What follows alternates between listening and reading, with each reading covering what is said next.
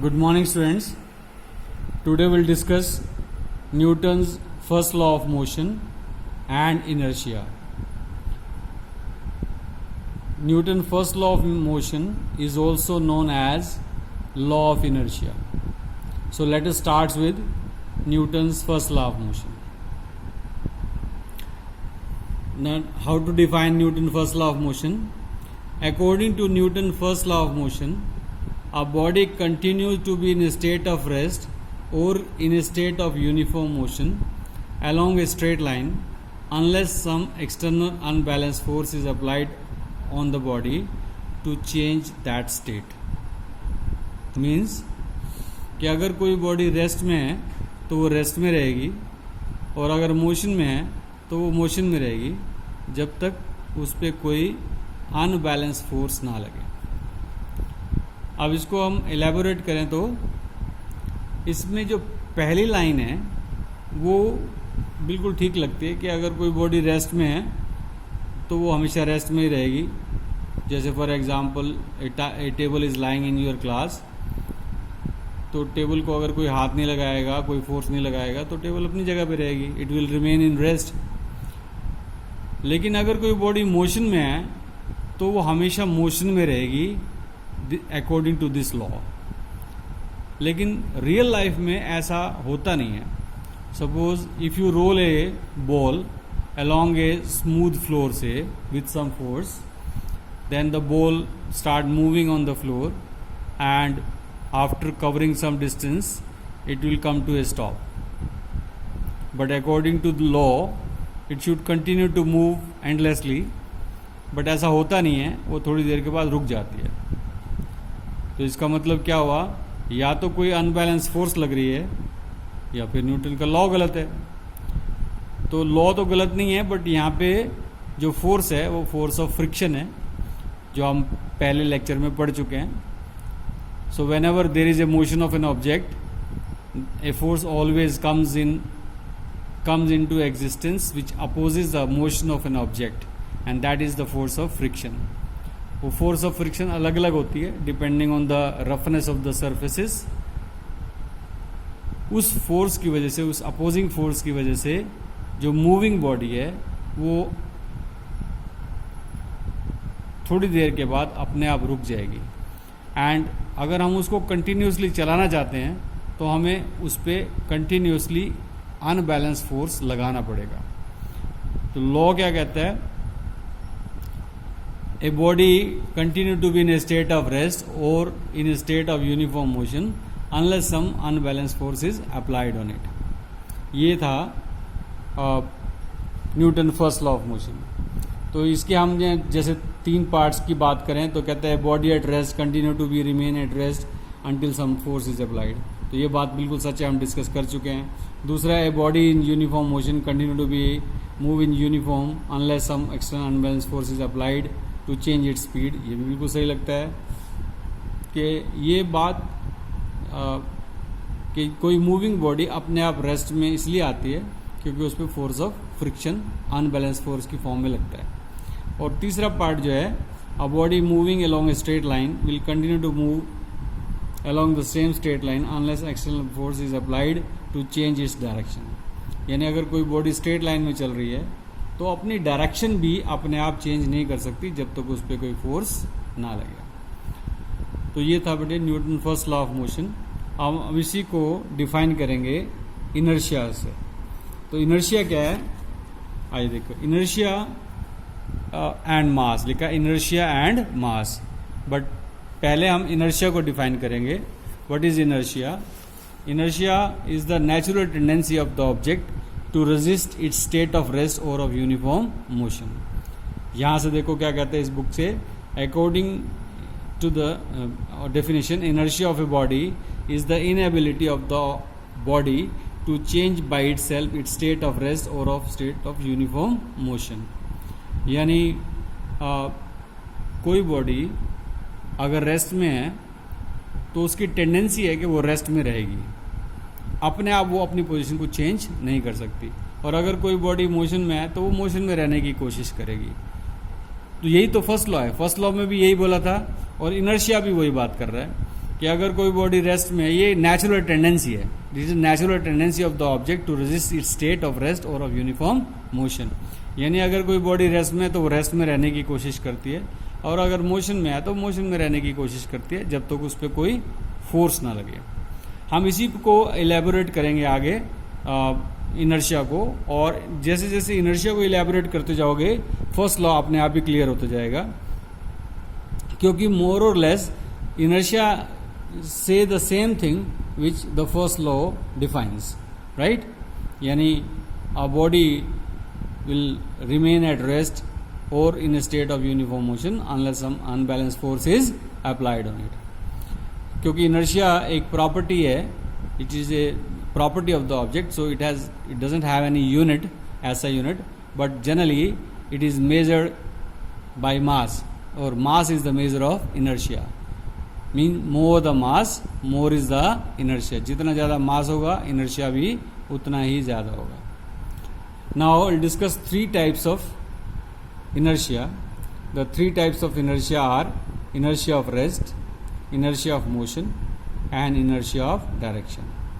ये वही तीनों चीज़ें हैं जो फर्स्ट लॉ में आती है कि बॉडी रेस्ट में तो रेस्ट में रहेगी, मोशन में है तो मोशन में रहेगी, और अगर वो स्ट्रेट लाइन में ट्रैवल कर रही है तो बिना फोर्स के डायरेक्शन भी चेंज नहीं कर सकती. तो हम तीनों को एग्जाम्पल से क्लियर करेंगे. Let us start with the inertia of rest. So what is inertia of rest? It is the inability of the body to change by itself its state of rest. यानी अगर कोई body rest में है तो वो अपने आप चलने नहीं लग जाएगी जब तक उस पर कोई फोर्स ना लगे. फोर्स की बात हम कहते हैं तो फोर्स की बात फर्स्ट लॉ में कहते हैं. यहाँ पे ये नेचुरल टेंडेंसी के बारे में, प्रॉपर्टी के बारे में बात करते हैं. It is the natural tendency of the object to resist its state of rest. इसको हम एग्जाम्पल से लें तो बहुत सारे एग्जाम्पल ले सकते हैं. Let us consider 2-3 examples. पहला एग्जाम्पल आप ले सकते हो, सपोज कैरम बोर्ड है, तो कैरम बोर्ड में जो कॉइन्स होते हैं और एक स्ट्राइकर होता है.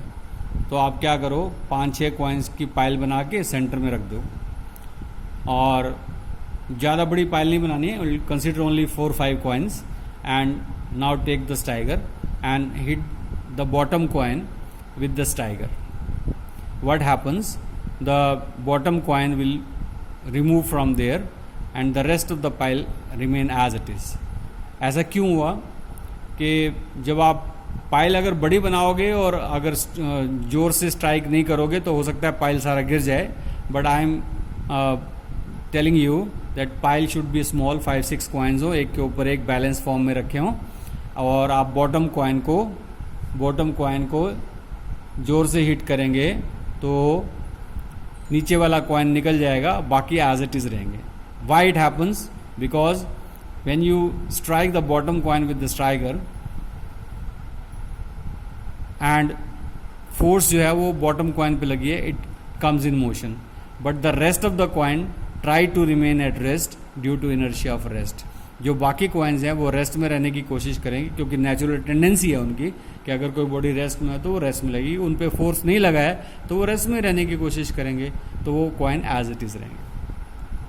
Take second example. This is in both the example, first example and the second example as well is from NCERT book. Second example में क्या है, एक ग्लास टम्बलर लो, और उस ग्लास टम्बलर के ऊपर एक कार्डबोर्ड रखो जो उसकी माउथ को कवर कर दे. रेक्टेंगुलर कवर लो, कार्डबोर्ड लो, छोटा सा इतना साइज़ का कि वो उसकी माउथ को कवर कर ले, और उसके सेंटर में, कार्डबोर्ड के सेंटर में एक कॉइन रखो.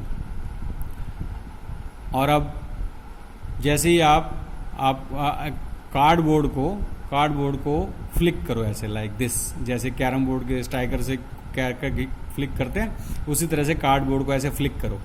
जैसे आप कार्डबोर्ड को फ्लिक करेंगे तो फोर्स किस पे लगा? कार्डबोर्ड पे लगा, कॉइन पे फोर्स नहीं लगा है. So cardboard comes in motion but the coin try to remain at rest due to inertia of rest. वो रेस्ट में रहने की कोशिश करेगा. तो जब कार्डबोर्ड नीचे से निकल जाएगा तो कॉइन हवा में तो खड़ा रह नहीं सकता, तो ग्रेविटी की वजह से वो ग्लास में गिर जाएगा. This is again because of inertia of rest. और एग्जाम्पल हो, व्हेन ए बस और ट्रेन स्टार्ट सडनली. जैसे आप बस में बैठे हैं और बस अभी रेस्ट में है, जैसे ही वो अचानक स्टार्ट होती है तो the person sitting on the बस विल लीन बैकवर्ड, पीछे की तरफ मूव करते हैं। इसका लॉजिक क्या है? Again inertia of rest. कैसे? When the bus is in rest, the person sitting on the bus is also in rest, but when the bus suddenly comes in motion, the lower part of the body also comes in motion. क्योंकि जो वो seat के साथ attach है, तो जब वो बस स्टार्ट होगी तो lower part of the body भी मोशन में आएगी, but the upper part of the body tends to remain at rest due to inertia of rest, तो वो पीछे की तरफ जाएगी, right? That's why the passengers lean backward when a bus starts suddenly. So these are the examples of inertia of rest. Now take some example of inertia of motion. Inertia of motion क्या होता है पहले उसको discuss करेंगे, फिर example से इसको clear करेंगे. It is the inability of a body to change by itself its state of motion. This means a body in motion remain in motion and cannot be stopped on its own. Rather, a body in motion opposes the forces which try to stop it. लेकिन actual life में वो ये कहता है कि अगर कोई body motion में है तो वो मोशन में रहने की कोशिश करती है और उस फोर्स को अपोज करती है, यानी कि फोर्स ऑफ फ्रिक्शन को अपोज करती है टू रेजिस्ट इट्स मोशन. इसका एग्जांपल आप ले सकते हो. पहले बस वाला एग्जांपल ही ले लो.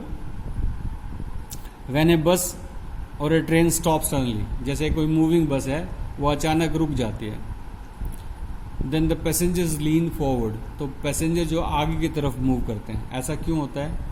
Because when the bus is in motion the passenger sitting in it are also in motion, but when the driver suddenly applies the brake it comes in rest और उसकी स्पीड कम हो जाती है, but the upper part of the body tends to remain in motion due to inertia of motion, तो आगे की तरफ लीन करेगा. That's why a passenger lean forward when a bus applies brake suddenly. और एग्जाम्पल लो, suppose कई बार क्या हम suppose बस में सफ़र कर रहे हैं और हमारे पास लगेज काफ़ी ज़्यादा है, तो लगेज को वो हमें रूफ़ पे रखना होता है. तो रूफ़ पे जब लगेज को रखते हैं तो वहाँ पे we are advise to tie the luggage with a rope. हमें लगेज को बांध के रखना होता है किसी रस्सी वगैरह से. ऐसा क्यों होता है? सपोज नहीं तो वो क्या होगा, जैसे ही suppose when the bus is in motion, suppose 80-90 की स्पीड पे बस जा रही है और आपका लगेज ऊपर पड़ा है, आप बस के अंदर बैठे हो, तो अचानक ही और आपने अपना सामान को बांधा नहीं हुआ है, रस्सी से बांधा नहीं हुआ है, तो क्या होगा? When the driver has to apply brakes within the journey, during the journey उसको ब्रेक तो लगानी पड़ेंगी. तो जब वो ब्रेक लगाएगा तो अचानक ब्रेक लगाने से क्या होगा? The bus comes in rest but the luggage on the roof of the bus remain in motion due to inertia of motion. वो मोशन में रहेगा बिकॉज ऑफ इनर्शिया. तो वो जब बस रुक जाएगी और लगेज जो है वो मोशन में रहने की कोशिश करेगा तो बस से गिर के नीचे भी गिर सकता है. तो that's why it is advise to tie the luggage when placed on the roof. This is due to inertia of motion. Inertia of motion. और एग्जाम्पल ले सकते हो. लास्ट एग्जाम्पल एक और लेते हैं इनर्शिया ऑफ मोशन का.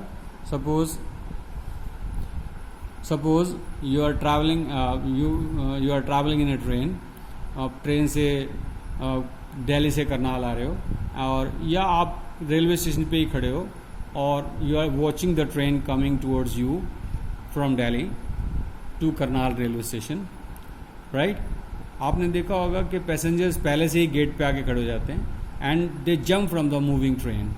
और जैसे वो जंप करते हैं कुछ तो कंट्रोल कर लेते हैं बट बहुत सारे पैसेंजर्स गिर भी जाते हैं एंड इंजर्ड देमसेल्फ ऑल्सो.